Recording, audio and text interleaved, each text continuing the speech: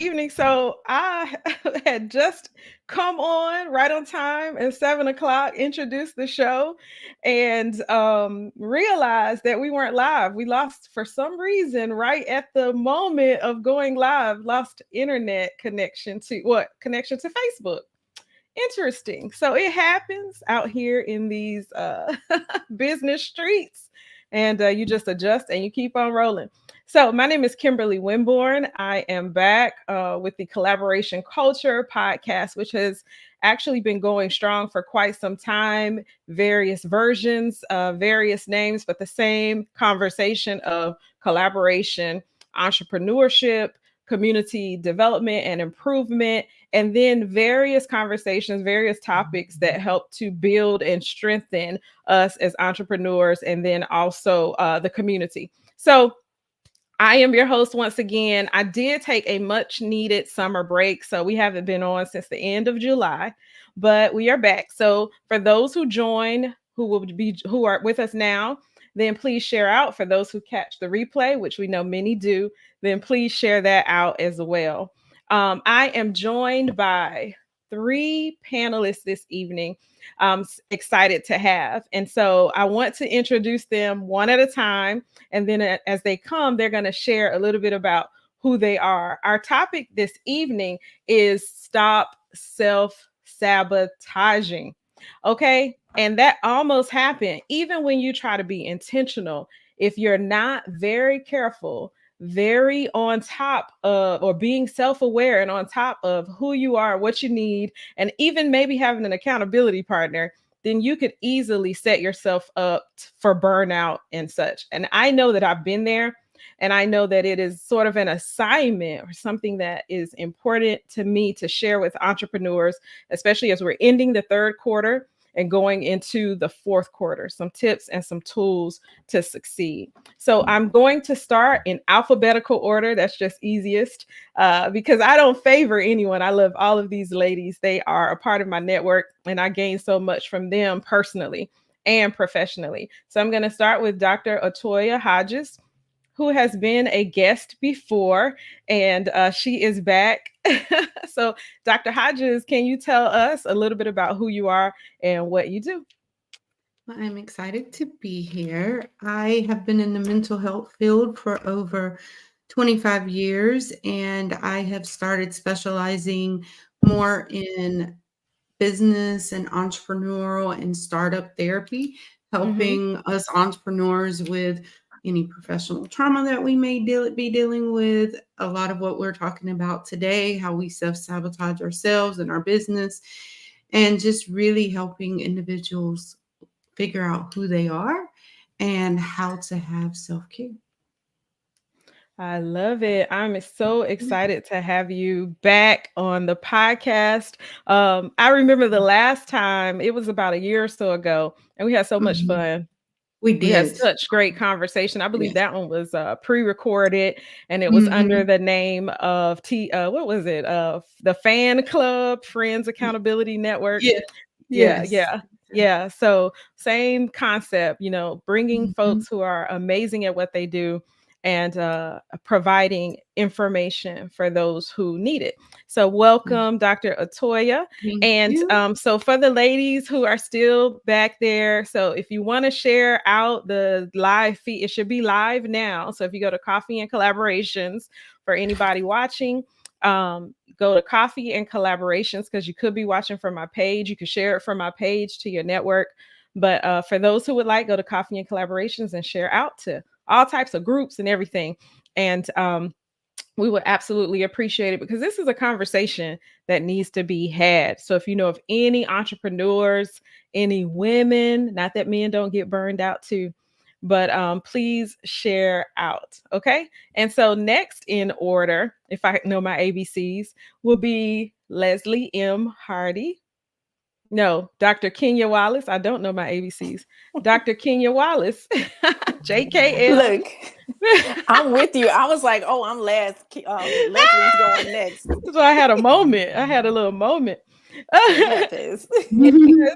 So, Dr. Kenya Wallace, if you could share a little bit about who you are and what you do, and welcome to the podcast. Thank you for having me. I am Dr. Kenya Wallace. I'm an educator, entrepreneur, and an author. That's just kind of long and short of it. I am also a vision and mentor coach, a little bit different from a life coach, but primarily my interest in self-care came from personal experiences as I was completing my doctoral journey, in which I discovered how to really take care of myself, aside from, some of the ways that we typically do. But I authored a journal for women. It's called Hello Beautiful, to help me actually slow down and connect with myself. So what I like to do is help people understand what self-care is, what it looks like, even through guided meditation and other practices. But I also like empowering women, empowering them to do the things that they feel that it may be too late for them to do, or like those dreams deferred, like really inspiring them to conquer and accomplish those dreams. So that's a little bit about who I am. But I'm really glad to be here tonight. We are so glad to have you. So, welcome to Mhm. Dr. Kenya Wallace. And I have to make sure to get your information up here. Dr. Atoya was representing you, though, however, for just a moment there. So, we want to be sure Thank you, that. Dr. Atoya. Well, at least it's, amazing. You're an amazing person. So it's like, okay, I'll be her. It's okay. Yes, right. Scrolling across the screen. So lastly, in alphabetical order, because I'm back on my ABC journey. We have Leslie M. Hardy. And so Leslie, if you could come up, share who you are and what you do, that would be awesome. So Leslie Great. Hardy. Thank you so much. I'm just honored to be on the podcast, first of all, with all of these wonderful, beautiful women. I am Yes. Leslie Hardy. I am a licensed psychotherapist. I am a life and relationship coach, as well as an author and a speaker. But I also like to share that I am a grandmother. I'm a new grandmother, and I'm so Oh, excited about it. congratulations. Yes, yes, yes. So I absolutely love helping people and doing what I do. I've kind of done a little bit of everything, starting with working with children and families, but now I'm in this space where I'm really about helping people understand and form their identity and help in relationship, emotional intelligence, and mindset work. So, that's very important and foundational in understanding who we are, being self aware, and making sure that we are living out our best lives. Yes, yes. Oh, and so you just talked about something, or you just said the word, something that's very important to our conversation this evening, which is being self-aware. And so, Leslie, if you don't mind, if we could just dive on right in. Everybody okay with just diving on right into the conversation? Mhm. Can Mhm. you Mhm. define in your own words or even a clinical definition, what is being self-aware? What is self-awareness? Well, I would say, just generally speaking, self awareness is being very intentional about Mhm. how you're living and being in your emotions, mentally, physically, spiritually. And that Mm. really takes intentionality. It takes your spending time with yourself to know yourself. We can be informed and impacted by so many different things. And this culture and society would have us thinking one thing about ourselves that may not actually be true. And so self Hmm. awareness is a very inside job, if you will, that takes intentionality for us to discover. Yeah. Yeah. Anybody Mhm. else have any comments to that? I mean, I love the definition, how you defined it. Anybody else have anything to add to that? When you think of self-awareness, what is that? Or maybe add, I, how does that impact us? I think it's us being our authentic self, honoring who we really are, like our core values, and, you know, being aware, like, Leslie said, about being aware of your emotions, what's Hmm. triggering you, what makes you happy, what doesn't make you happy, and just understanding, you know, that's who we are, and paying attention to those emotions when they come up, and when those triggers come up, or when you're having certain thoughts and feelings, just understand why you're having those. Absolutely. Yeah. Okay. You guys are saying a whole bunch of trigger things, like my brain, the way it operates, one thing leads to another. And when it comes to self-awareness and emotion, that makes me think about decision making, Mhm. and how self-awareness and emotion coupled together can lead and guide us, positively and or negatively. So when we talk about impact, anybody want to add to that when it comes to our self-awareness and our emotion and guiding our decisions?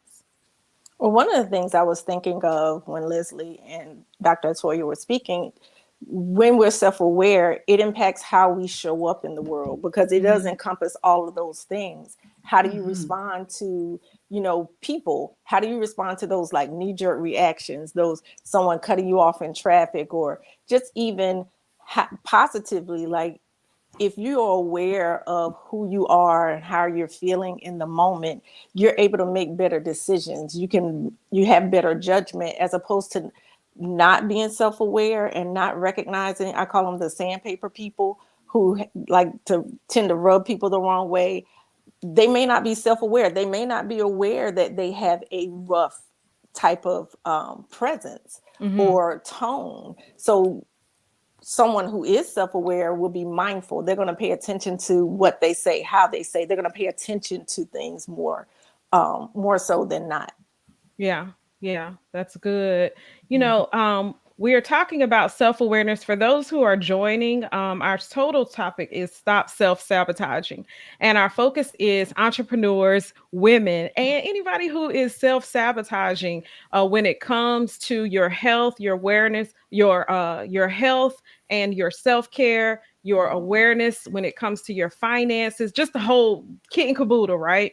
And so, with that, I want to get into, because we're talking about the emotional side of things. I want to get into sabotaging, and Mm. how would you all define how people do that when it comes to entrepreneurship? I'll go first. I Okay. think the biggest part that we have to realize about self sabotage is we're self sabotaging ourselves when we're not showing up authentically, because we're Mm-hmm. wearing a mask, and Mm-hmm. we're portraying a part of us that isn't accurate. And Mm-hmm. it's kind of like we're shining that light, and we're going to attract all of those things that we're trying to hide from us. Mm. So when we're not authentic, I'm going to attract the clients that of what I'm trying to portray out, that mask I'm wearing, and those aren't my authentic clients. So as an entrepreneur, if I'm not being authentic within myself, I'm going to keep attracting people that are not authentic, and that's going to affect my finances, that's going to affect my Mm. sales, that's going to affect my happiness in my business, because Mm-hmm. I'm getting a whole bunch of people that I don't want, but that's Right. what I'm thinking they want. And Mm-hmm. so that's the biggest part of self-sabotage. And Mm, that that was so good. and that Oh. rolls into feeling unworthy. Yeah. Yeah. That's really good, because then that makes me wonder how much of mindset, and mindset development has to do with that process. Mhm. If somebody is actually looking to achieve daily, looking to intentionally get in mindset skills, what do you Mm. call immersion, in the morning, how you're starting your day and all of that. That's what that makes me think about, but we'll get into that later. Anybody else have anything on self-sabotaging? Well, I'll What I just was, say, go ahead, Leslie. Go yeah, ahead, I'll just Leslie. say Yes. that oftentimes, and I would say even most times, self-sabotaging is really an unconscious kind of thing. We're not even aware that we're doing it. And so that's why it's so important that we become self-aware so that we can tune into our self-talk. What is it that we're telling ourselves, and how do those things really align with how we're truly feeling about ourselves? What things are we avoiding that are keeping us, like Dr. Atoya said, keeping us from really showing up authentically. And so, when it comes to self-sabotage, we really have to be around people, I think, that have our best intentions in mind and that can help us Right. be aware of things about ourselves that we can't see, that we may be blind to. Who would you say those people are? Because everybody can't hear from everybody all the time. So who would you say those people are that somebody may potentially be able to hear a little better? Would you say a friend or a coach, or who would you say? I think it really has to be someone that Mm-hmm. they trust to be honest with them. And so that could be a friend, it could be a family member, it could be a coach, a mentor. But I think the key factor is that they trust that person to be honest with them and they value their opinion. Yeah, yeah. Dr. Kenya, you were going to say something earlier. I was just also going to add that even with the self-sabotaging as an entrepreneur, having realistic expectations, knowing what you can handle and what you cannot, and just being able to say no to some Mm-hmm. things, because as women, sometimes we have the Wonder Woman complex where we can do it all, Mm-hmm. but at the same time, like, oh, I can handle this, I can handle that, especially if you have a family, you're used to scheduling out and handling certain things. But if you're not realistic with your expectations and really what you can and cannot do, that's self-sabotaging as well. But that ties into the self-awareness also, but Mm-hmm. understanding your limits, understanding what you're capable of doing, and being okay with that, being okay to say no, being okay with not taking the next client and saying, I'm not taking anyone right now, Mm-hmm. maybe 3 months from now, but being okay with that, but just having realistic expectations, or unrealistic expectation leads to self-sabotage. Hmm. Unrealistic expectations. So that sounds like we need to have a measuring tool or measuring stick, not only just the people like Leslie was talking about, but how can we have our own personal measuring stick? Well, my trick Mm-hmm. is if anyone asks me to do anything, or if it's a client coming to me, I first learn to trust myself and Mm-hmm. my gut. But before I will say yes or no, I will check in with myself and say, what emotion am I answering this from?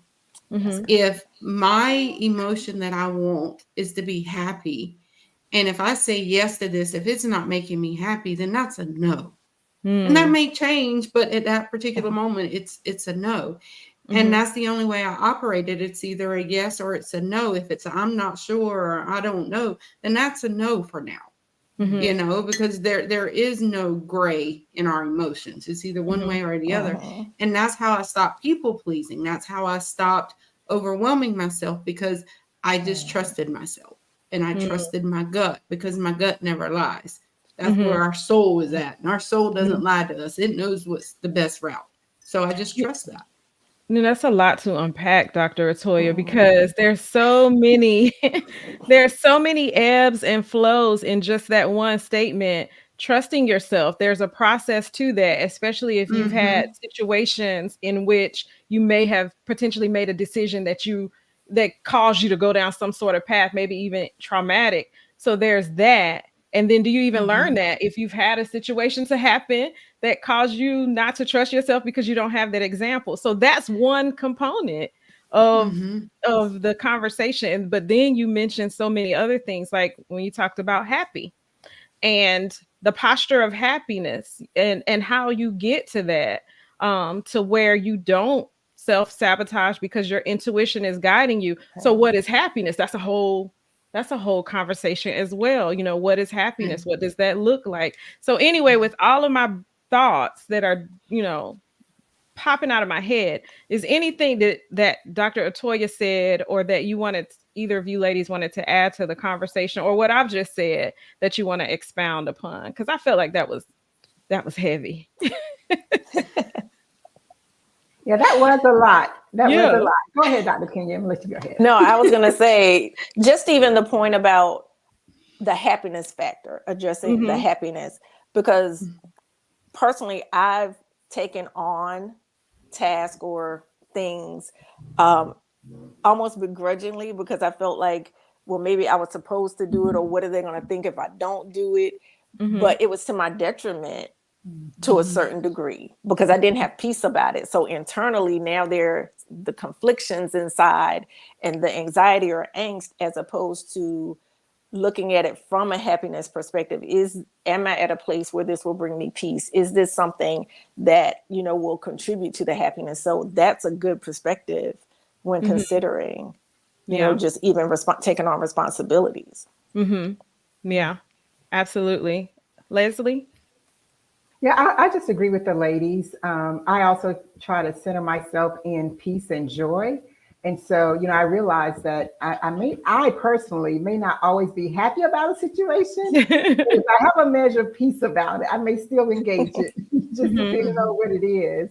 But I Yeah. think that's where the self-awareness comes in. And we need to be really, sure about why we're doing what we're doing. Are we falling into that area of people pleasing, or is this Mm-hmm. something that really does align with the bigger picture of what we're here to do? Yeah. And I think it goes back to identity and authenticity. I would love to just stay there for a second, unpack that, as we're talking about, and I know the conversation has shifted just a little bit, but as we're talking about self-awareness, self-care, and joy, happiness, and all of the other layers of what Dr. Atoya just brought up and are firing in our minds. But how do we discover our true identity, or even get back to it? Because I think you guys may agree there are many people who don't have that, which leads to the people pleasing and all of those things. So does anybody have any nuggets or genius around around assessing your identity, getting back to it? Well, I will go first. I feel like I'm going first, and I love going first. But I think it comes back to, is you, like we're saying, being completely aware and recognizing certain things that we're doing. Like if we're trying to keep the peace, we're pushing out dishonesty because we're telling ourselves that we're okay with something when we're really not, and we're letting that person believe that we're okay with something when we're really not. And if we could just stop doing that, and if we could just be truthful with ourselves, about what we're really, really feeling, then that allows us to be more aware. And if we don't know what that is, then that's when I definitely tell you to reach out to therapists or coaches and mentors to actually start to unpack. And the quickest way that I tell anyone to do is to do a personal SWOT analysis on yourself. Like identify what your strengths are, what your weaknesses are, and then look at those things and figure out how you can improve your weaknesses to actually, get rid of those. And I I often say, because I am a person that believes in a higher being, is that God and Creator never made a mistake. And I'm a product of that. And if I'm beating myself up, or I'm looking down on myself, or if I'm saying that I messed up or I did this, I'm basically saying God made a mistake. And that's just not accurate at all. Mm-hmm. So I don't believe we make mistakes. I believe we learn lessons of what doesn't work and what does work. And every night when we go to sleep, that version of us dies, and we wake up the next morning upgraded, knowing that if I do the same thing I did yesterday, I know what my result's going to be. And if I own that, then that helps improve my self-awareness. Absolutely. Absolutely. Any other thoughts before we move on? Well, like you said, Kimberly, we could stay right here all Mhm. night. Identity and authenticity. Yeah. Mm-hmm. Unpacking that. Um, Mhm. but as Dr. Toya said, there's so many things to that. I think practically one of the things that we can look at, especially from a professional perspective, is tools that we have that can help people understand, discover, what their identity is, personality assessments, helping them understand what their core values are, helping them really understand what their own belief system is versus what they may have grown up with and they inherited Mm-hmm. from people that, took care of them. And so there are just some fundamental things that are just in place. This is what I like to say. By the time we actually come to the place of being aware and really thinking about identity, it's so hardcore wired in us that we have to be very intentional about unpacking that and really discovering who we were created to be versus who we've fashioned ourselves to be based on all of the cultural norms and influences in our life.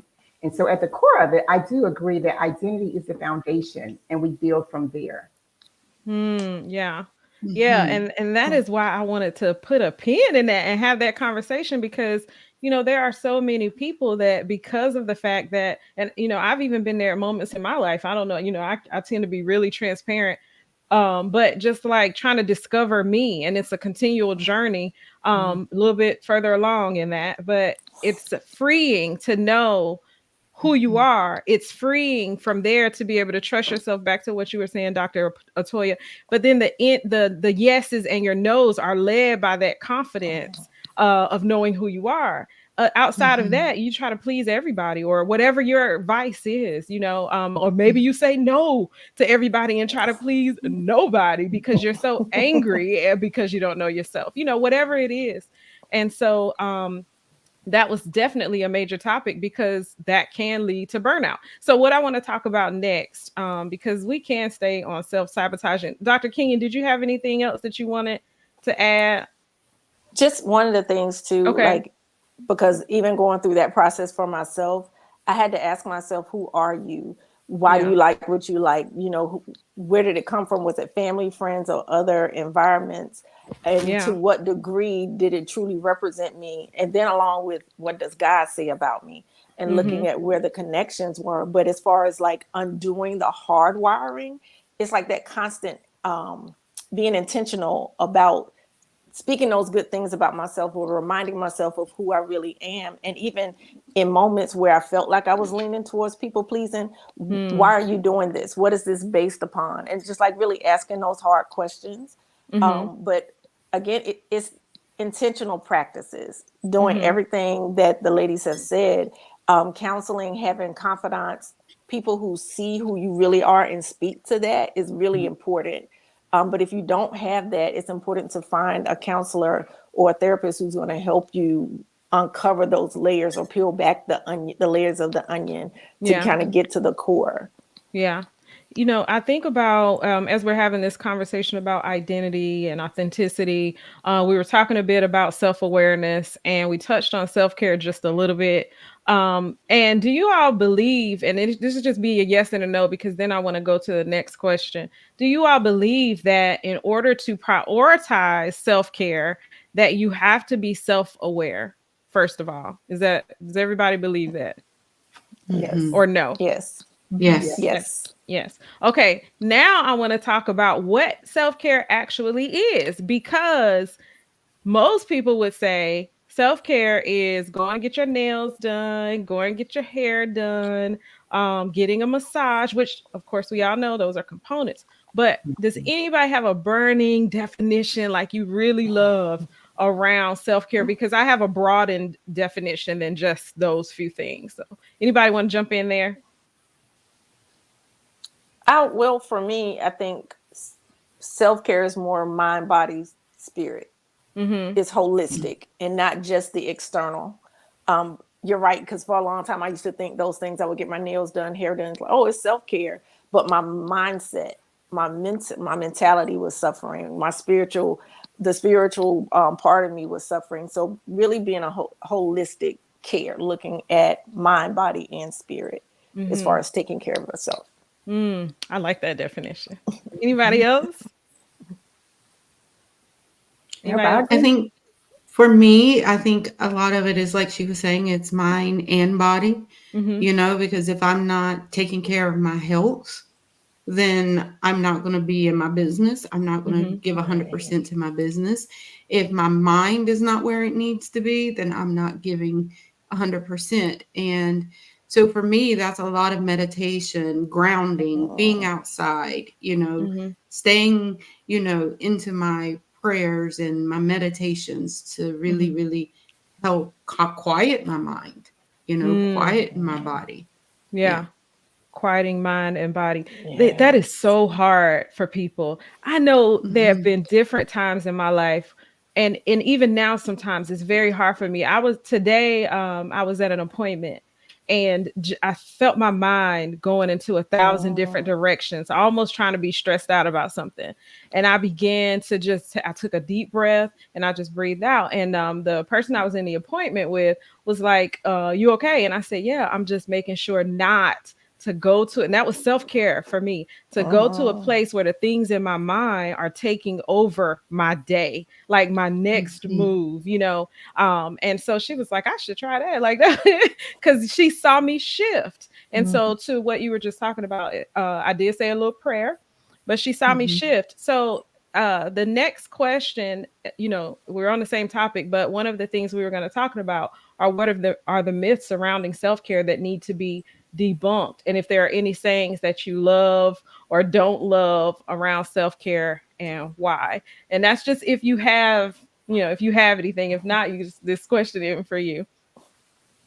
Any myths that need to be debunked outside of the fact that self-care is not just getting your nails done, your toes done. mhm. Oh, Shameka said something in the comments, and I want to share what she said.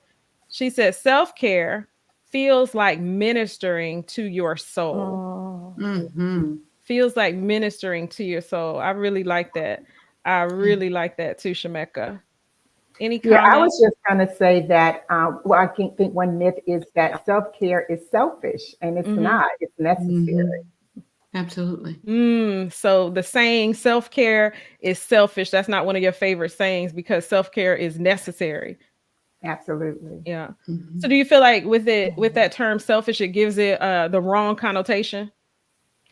Yes, because I think oftentimes, anytime we think about doing something for ourselves, especially Mm-hmm. as women, Mm-hmm.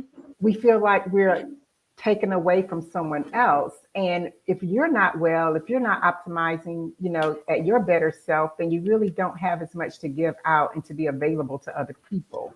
And so Yeah. it's necessary that we take care of ourselves equally as much, if not more so, than we're taking care of other people so that we can be available. Mm-hmm. Yeah. That's good. Right. That's I good. Any other teach, comments? yeah, I teach my students about self-care that imagine buckets and you're the first bucket. And if you're at the top of that bucket and you're pouring into you, as you Mm-hmm. fill that bucket, it overflows into everyone else.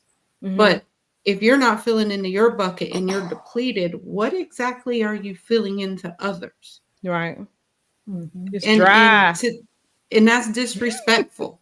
So It's dry. often when we're like, that's being selfish, Ooh. and I'm like, no, you're being selfish by not taking care of you first, because Mm-hmm. you can't fill them, you have nothing to fill them with. Yeah.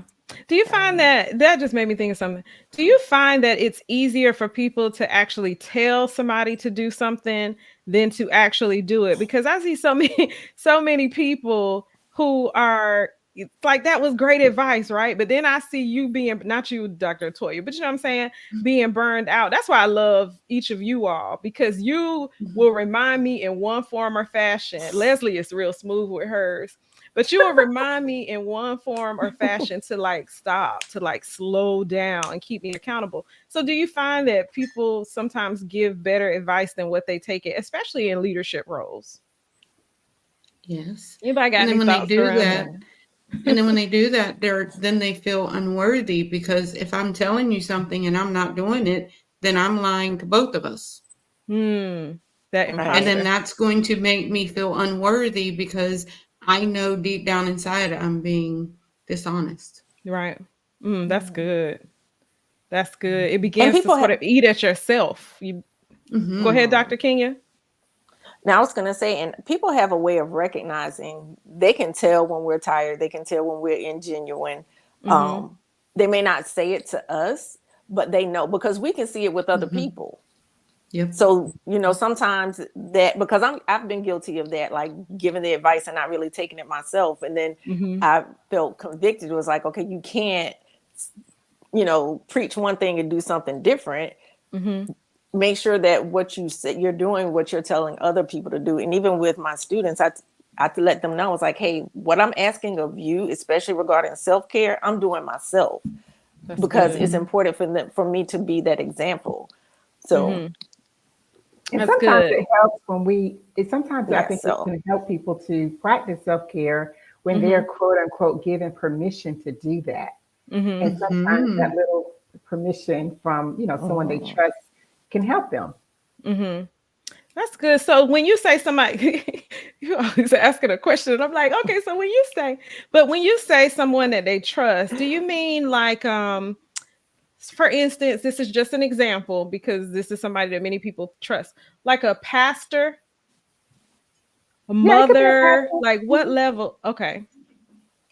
Yeah, Yeah. and I mean, my opinion is it could be your child Mm-hmm. because oftentimes as women, as mothers, we feel so indebted to the people in our family, the people around us, and like I forget who said it, but they can pick up on that. We're spirit beings. And so Yeah. people can Hmm. pick up on, our energy and just how we're vibing. And if we're Yes. off, people pick up on that. And so Mm-hmm. sometimes, it may be a Mm-hmm. child that says, Mommy, go rest, go sit down, go take a nap. That is facts. That is facts. My child Because is they one are of the very best. honest. Yes. Yes, my child is one of the best people to keep me accountable. So any other thoughts on that last question? I'm gonna put it back up. Any other thoughts on that last question? What are myths surrounding self-care that need to be debunked? And are there any sayings that you love or don't love? Why? Before we move forward. My favorite saying is keep your mind where your feet are at Mm-hmm. Break that down for about us, self please. care.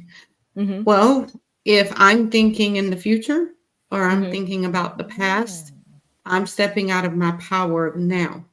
So if Mm. I'm keeping my mind where my feet are at, that's where all my power resides. Oh, Mm-hmm. that's And good. that's very powerful when you're thinking about self care Yeah.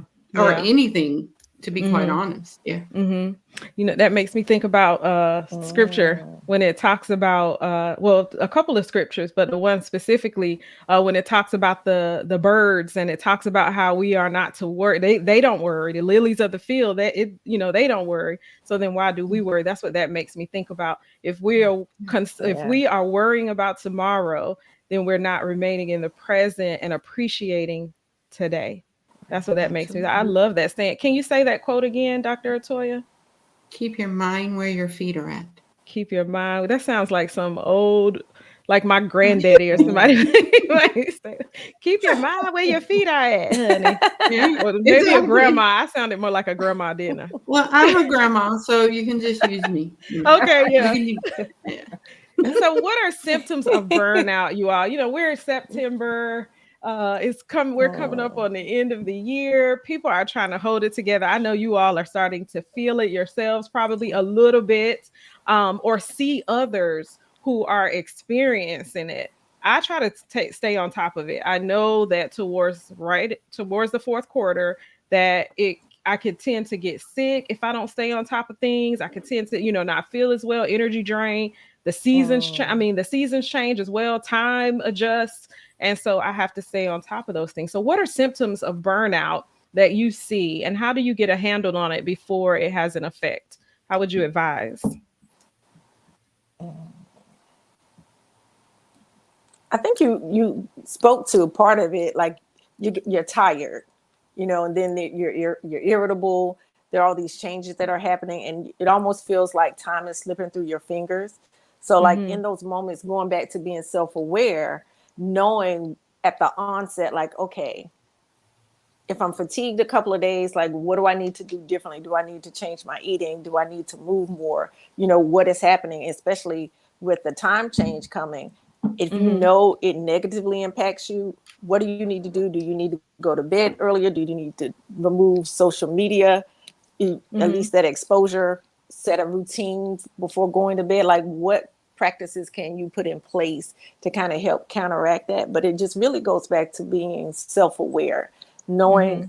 who you are, knowing your triggers, and again, knowing your limits. It's Mm-hmm. important to know your limits and really abide by them. It's okay to not take on everything. It's okay to step back. It's okay to, have a shift in routine, to do something different. Mm-hmm. Yeah.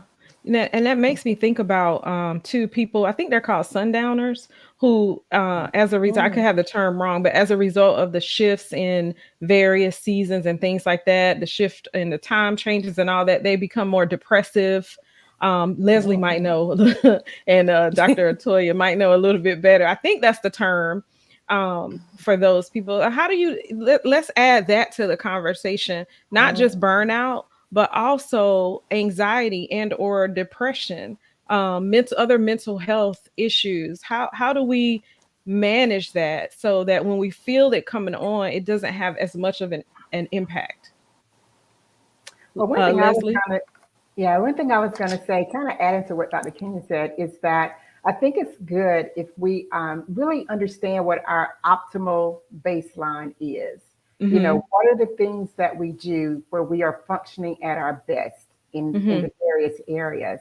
And Mm-hmm. that way we can be very intentional about doing those things and letting other people know, other people around us, people that live with us, you know, people that are interacting with us on a regular basis, so that they may identify some things that are going on with us before we do. And Mm-hmm. they can say, hey, you know, they can just check in with us. And so Mm-hmm. knowing for yourself, how do you serve best? You know, how do you show up best? So that when that begins to go out of sorts, you can know, hey, I'm not quite feeling, you know, my best. I'm not quite feeling Mm-hmm. myself. And not so much in your emotions, but just in your overall functioning. And then you can begin to recalibrate yourself. And so, in terms of like seasonal depression and things Mm-hmm. like that, the same thing with my clients, you know, helping them understand beforehand what are the things that you do well that help you not to get to a certain place, so that when they begin to get away from that, they Mm-hmm. can understand, they can begin to identify their own triggers, if you will. And again, people around you. It's so important that we have community. Some of the depression that people experience is because of a lack of community. And Mm. so having community around you, and to me, those are the people that you trust, that can also speak into your life and help identify those things for you.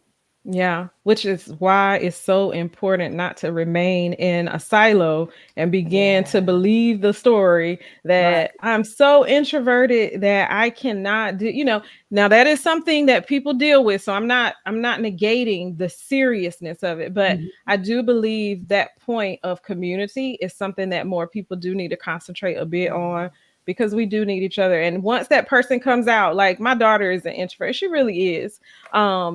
I see a change in her when she gets around community. She's not going to be like me, bubbly and all of that, but she's a better, I guess, a different version. I won't say better of herself than she was, where she feels more joy, more happiness. Mm. So I love that comment, Leslie. I don't know how you switch places. That was magical. I thought you were gone and you came right back like, hey. Terrence said something, and hello to everybody who is in the comments. Thank you for joining. Some people pick up on it and will still try to take advantage of you. It may be a child, pastor, or parent, narcissistic family, or friends will burn you out if you don't put boundaries in place when dealing with them. Uh-huh. Yep. Very true.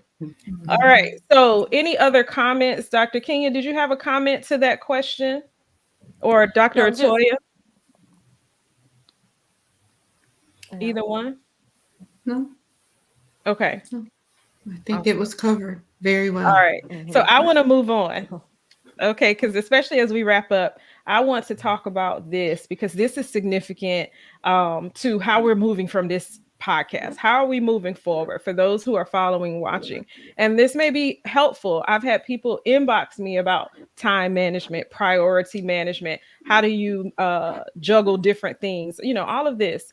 Sometimes I say I stop. I don't, you know, but collaboration is a big component of how I do, so that I'm not so stressed out. But let's talk about priority management slash time management. How do you set boundaries?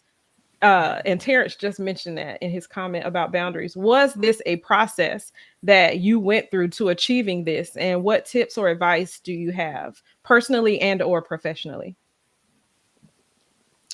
For me, when I set my boundaries, and the way I set my boundaries is I go back to what I said in the very beginning. Like, Mm-hmm. what emotion is this particular thing pulling up for me? And if it's an emotion that doesn't feel good to me, that doesn't make it on my priority list. Mm-hmm. And that allows me, you know, to set my boundaries, and it also allows me to stay in control of my time. And then I create buckets, you know, like if I see clients, I see clients on these days because I know how much energy it's going to take for me to see my clients. I'm not going to be seeing clients and in between clients doing administrative work and social media. That's my mind going all over the place. So I create buckets and I stick to those buckets. So this is an administrative day. This is a meeting day. This is what this day is. And I create those buckets and I stick to them. Mm-hmm. Now, And I was stop this a? trying to fit people in all the time. Yeah. Oh my! Oh my! Yes, I know ma'am. that just took your heart out. Yes. Oh, yes, ma'am. It touched me. But was that a process to getting to that place, Dr. Atoya?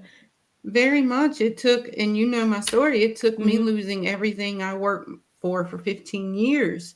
It took me losing it all and being set down for a Mm-hmm. year for Mm-hmm. me to recognize, like, wait a minute, I don't have boundaries in place. I was Mm-hmm. doing everything for everybody, no matter what cost it was for me. And so when that happened, it I had to sit down and I Yeah. had to own it and I had to put these things in place. Mm-hmm. Yeah.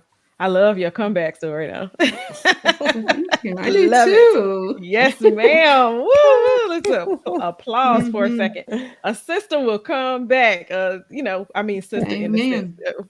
the holistic sense. Mm-hmm. All right.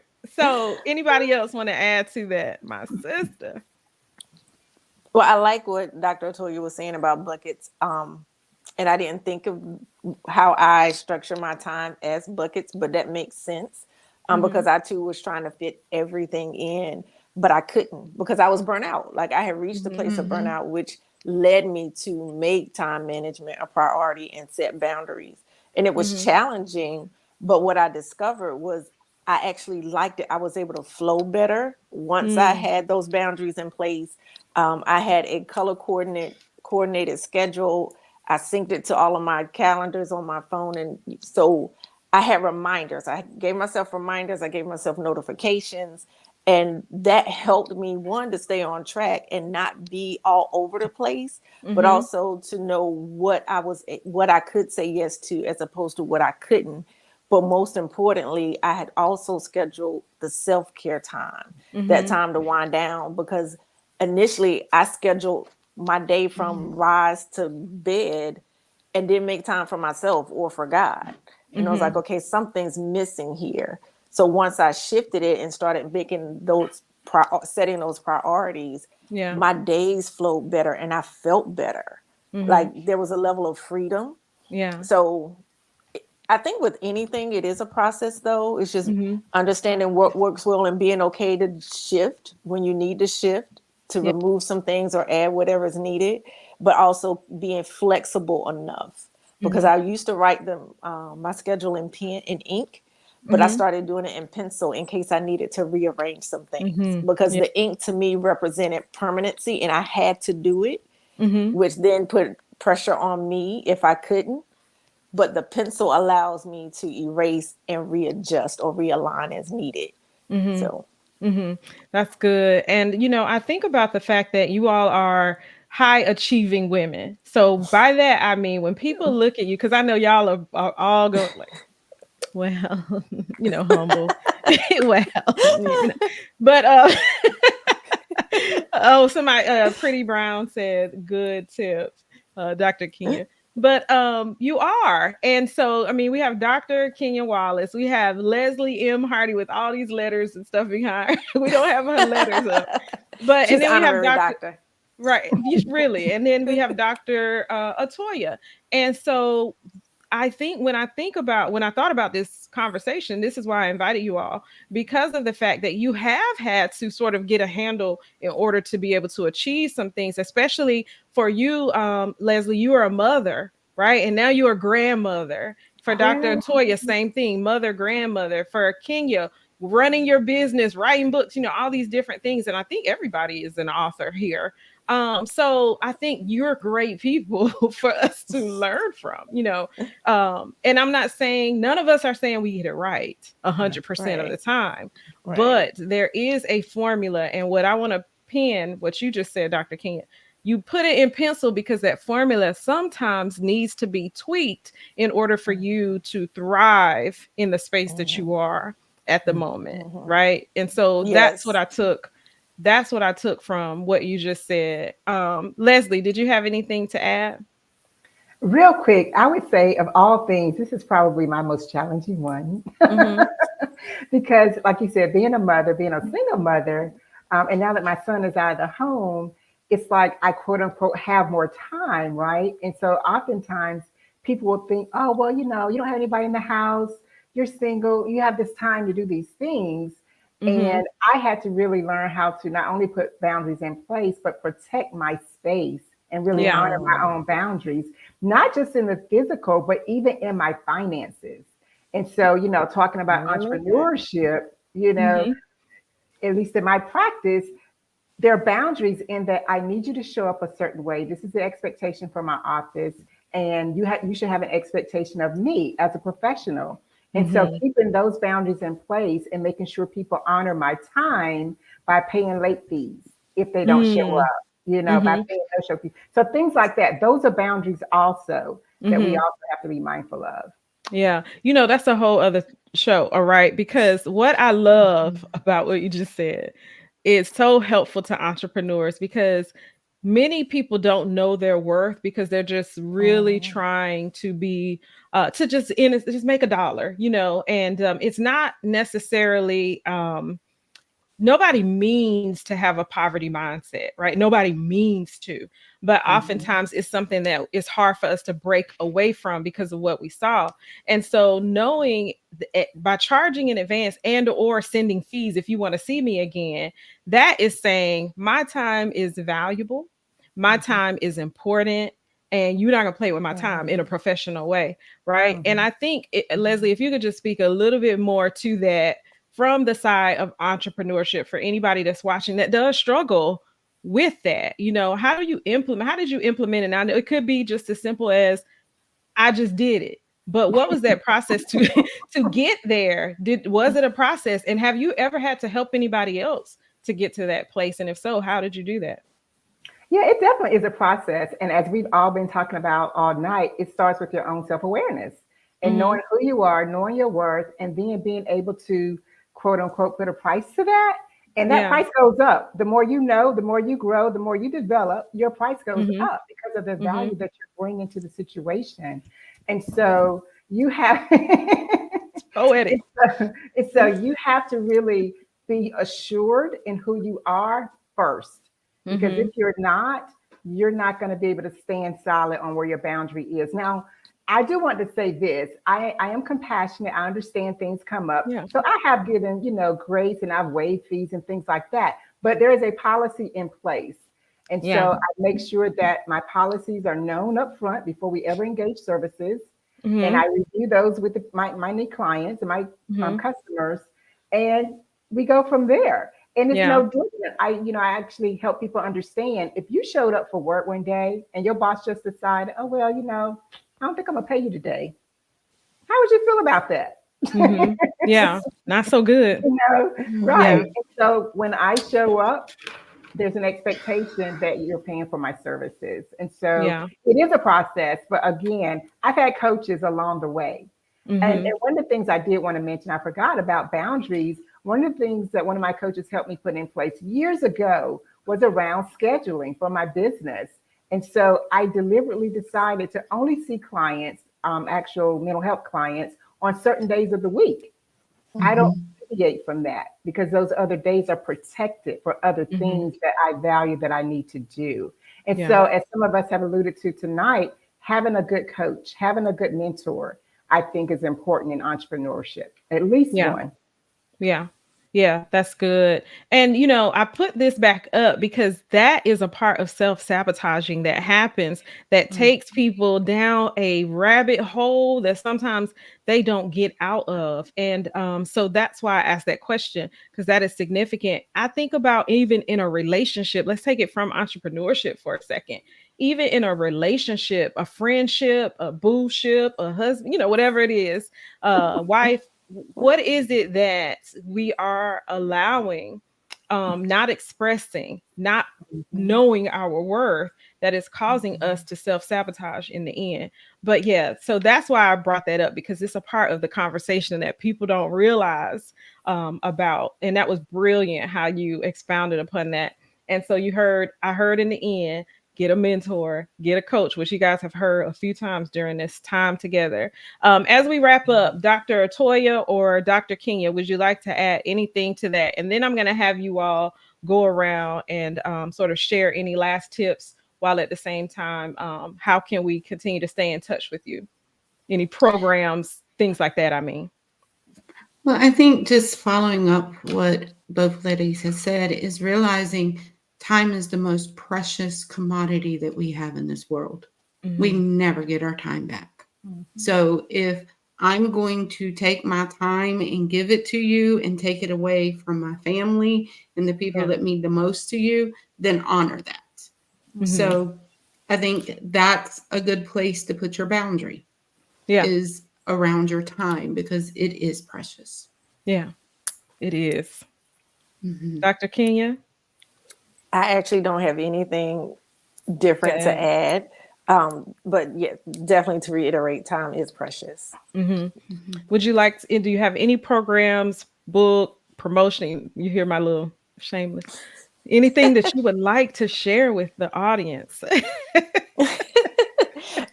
Is this for all of us, right? Yeah, we're going around now as we wrap up.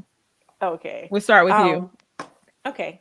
So I have authored a number of books, but two of them are journals. They're reflective journals. And the first one is Hello Beautiful, I mentioned earlier. And it is self reflective. It's a 30-day reflection journal to help women just really get in touch with who they are, understanding, checking in with themselves about how they're feeling, what are they grateful for, what affirmations do they have for themselves, and just a space to just write and flow. Because I feel like it's important as we are going through life and we're having so many different experiences and even exposures. So that is available. Actually, I'll show it because Got it. this is a journal. I don't have Hello Handsome with me, but it is a journal for men as well, and it follows suit. But it has meditation moments, quotes to remind you of how beautiful you are, that the beauty is internal and not external, but just to really be more self-aware. Um, I don't have any programs coming up. I'm working Hmm. on some things. Hopefully, we'll have a book out by the end of the year. I will keep you posted. Thank you. But thank you for this opportunity. Absolutely. So, you guys, if you see scrolling across the screen, you can stay in touch with Dr. Kenya. I have both of the journals, and I've given Hello Handsome as a gift. When you talk about mental health, when it comes to men, I'm an advocate for everyone, but especially if you find a man who will jump on board, or you want to support that sort of passively without being like a nagger or Right. whatever. I think it's just such a great opportunity to share. So, books are a great way to, encourage. Let me stop right there. All right. So, so Dr. Atoya, if you could go next. Okay, I do have a lot going on that I can offer. I do one-on-one sessions again with a lot of entrepreneurs, Hmm. business around business therapy and entrepreneurial therapy. But I'm also a spiritual healer. I do a lot of holistic work and healing. I have a school that's a 12-month program where you come in and it's learning to heal yourself.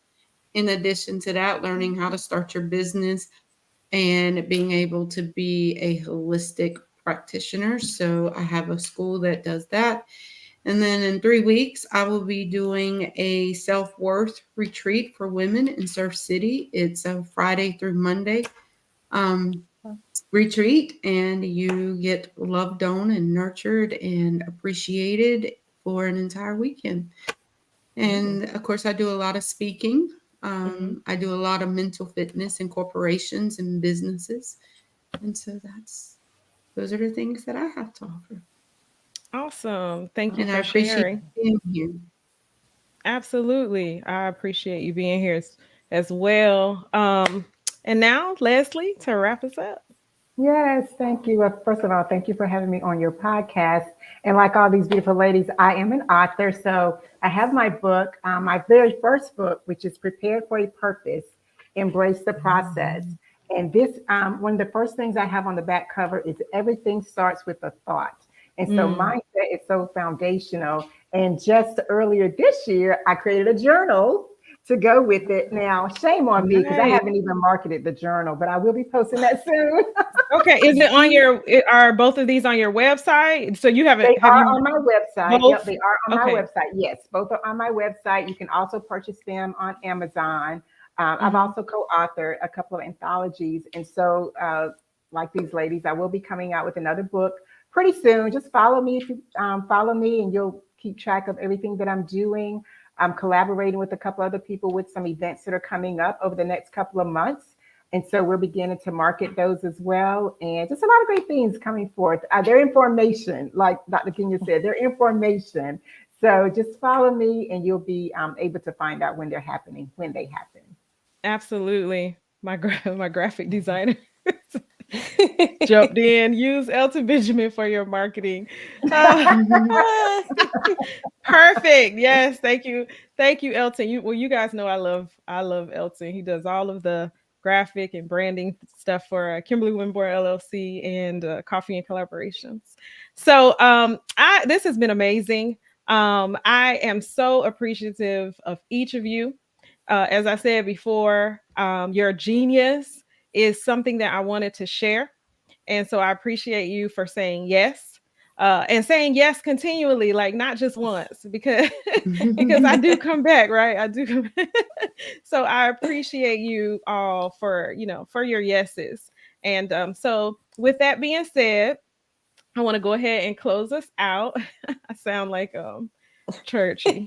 But anyway, I want to go ahead and close this out for the evening. Thank you all to everyone who joined.